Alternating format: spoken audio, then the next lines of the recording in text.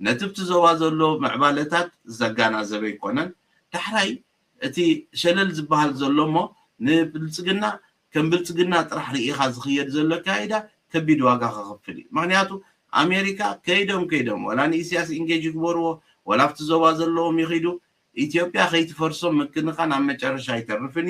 ናይ ኢትዮጵያ መፍራስ ዘስዕቦ ነገር ታይ መኻኑ ስለዝርዩ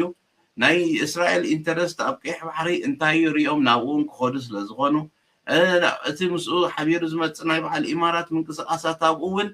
ረብሓ እስራኤል ስጋዕ ዝኾነ ግዜ ኣብ ጎን ዝደው ክብሉ መኻኑ ኣሜሪካን ክንዝግዕ ይብልና ስለዚ እዘን ኣካያይዳ እዚአን ካልኩሌሽን ኣብ ካልኩሌሽን እቲ ዝኸይድ ሓይሊ ክንዲ ዝተዓጠቐና ንዕጣ ክንዲ ተበገስና ንበገስ ክንዲ ስጉምቲ ዝወሰድና ንውሰድ صباح نقول معراب عالم نتبايتا زفترنا ነገር በጀካ መقبال ካለ አማራጭ የብሉን ስለዚህ እንከይዲና አንተ ተባሂሉ ወል ክንድምንታይት معراب عالم ምፍራስና ኢትዮጵያ ኢሚነንቲዩ